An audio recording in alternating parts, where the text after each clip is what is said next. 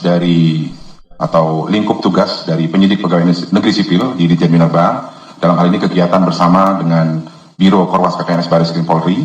Jadi sesuai dengan dasar hukum yang dinaungi oleh Undang-Undang 8 tahun 81 tentang KUHP pasal 6 ayat 1 huruf A dan B, kemudian Undang-Undang nomor 8 tahun 1981 tentang KUHP pasal 7 ayat 2, dan juga Undang-Undang nomor 8 1981 tentang KUHP pasal 107 ayat 1, dan juga pembahasan pengamatan, kemudian penelitian serta pemeriksaan, ditemukan adanya aktivitas tanpa izin yang terjadi di tempat kejadian perkara yang dilakukan oleh tersangka inisial YH yang bersangkutan merupakan warga negara RRT atau Republik Rakyat Tiongkok. Mereka, warga negara Tiongkok ini melakukan penambangan emas ilegal, mengeruknya pakai alat berat. Yang jadi pertanyaan, kok bisa mereka secara terang-terangan melakukan penambangan emas secara ilegal? Kenapa harus sekarang baru ketahuan? Dan kemarin yang lebih parah lagi, 40 perusahaan Cina produksi baja ilegal di Indonesia. Pemerintah kecolongan, kata Menteri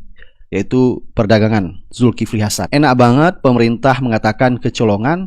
Kecolongan kok 40 perusahaan Cina lagi. Kalau kecolongan yang dilakukan oleh WNA tidak berbadan hukum, itu wajar, tapi ini 40 perusahaan bisa kecolongan. Nah, ternyata penambang emas ilegal dari warga Tiongkok ini bukan hanya terjadi baru kali ini saja.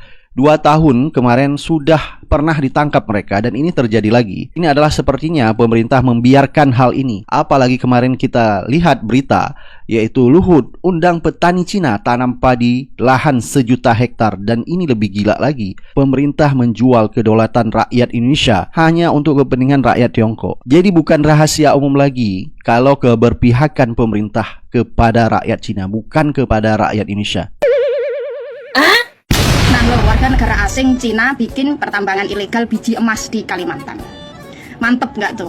Warga negara asing Cina baru diberi pekerjaan untuk mengerjakan proyek APBN aja, itu bisa nyolong bikin pertambangan emas ilegal di Kalimantan. Dan boncosnya, Pak Luhut bin Sarpanjaitan sekaligus pemerintah itu bikin program baru lagi, yaitu akan memberikan lahan seluas 1 juta hektar kepada Cina untuk dikembangkan di bidang pertanian. Baru diberi pekerjaan untuk mengerjakan proyek aja, warga negara Cina itu ada yang bikin pertambangan ilegal. Apalagi kalau diberi lahan seluas 1 juta hektar. Bayangkan aja, akan ada berapa banyak lagi warga negara Cina bikin pertambangan ilegal di lahan yang diberikan pemerintah seluas 1 juta hektar itu. Dengan kejadian ini bukan akhir ya. Kalau sudah ditangkap, ini bukan akhir. Ini bisa disebut adalah awal. Kenapa? Karena kalau ada biji emas yang sudah ditambang, udah pasti akan ada biji emas lain yang akan ditambang secara ilegal. Karena lahannya diberikan secara sah oleh pemerintah kepada pemerintahan Cina. Cocok nggak tuh? Pemerintah lebih memilih bergandengan dengan Cina untuk mengembangkan 1 juta hektar lahan di Kalimantan untuk kepentingan pertanian. Pemerintah lebih memilih dalam tanda kutip mengimpor petani dari Cina daripada memberdayakan petani lokal. Seharusnya kalau emang niatnya dari awal itu pengen swasembada pangan, bukankah seharusnya pemerintah itu lebih memberdayakan petani lokal? Kalau emang petani lokal kita itu skillnya dianggap tidak sesukses petani Cina, bukankah pemerintah harusnya memfasilitasi petani lokal untuk naik taraf, naik skill, agar sama suksesnya dengan Cina? Tapi ini enggak, pemerintah malah lebih memilih impor petani dari Cina. Padahal warga Kalimantan itu masih banyak petani yang tidak punya kebun atau sawah untuk digarap.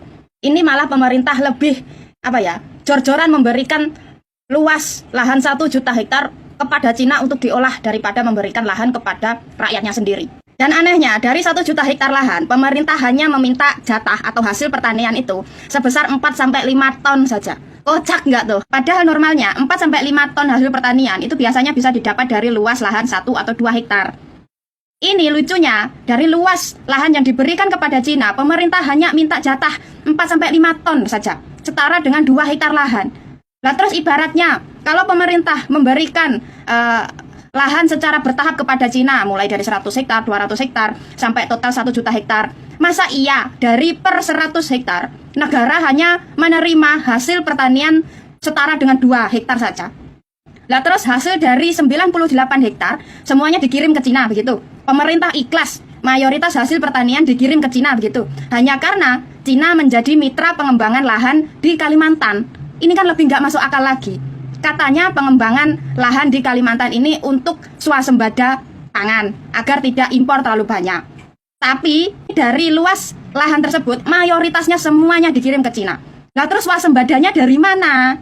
Kalau mayoritas dari hasil pengembangan lahan di Kalimantan mayoritasnya Cina yang menikmati. Terus Indonesia swasembada pangannya dari mana? Hah? Pemerintah selama ini kepada rakyat itu selalu perhitungan, pelit banget. Tapi kalau kepada asing, jor-joran. Masa kecolongan? Nggak mungkin lah kecolongan. Masa kecolongan sampai 40 pabrik? Kebetulan banget lagi. 40 pabrik Cina. Cina lagi. Pabrik itu ukurannya gede loh. Pasti ada izinnya. Transaksinya jelas. Bahan mentah dari mana, dijual kemana. Nggak mungkin lah kecolongan. Mungkin ketololan mungkin. Mana ada menteri yang pro banget lagi sama Cina. 40 perusahaan Cina produksi baja ilegal di Indonesia. Pemerintah kecolongan. Colongan PKL yang kecil-kecil gitu aja bro, itu bisa loh digusur sama Satpol PP. Ini perusahaan gede-gede masa gak kelihatan. Hop, pemerintah juga mentang-mentang mereka dari Tiongkok dikiranya dia usaha es krim. Es krim kok ngambil baja. Hop, kecolongan ya kalau 1-2 kali. Ini kalau 40 kali bukan kecolongan tapi dicolong. Hop.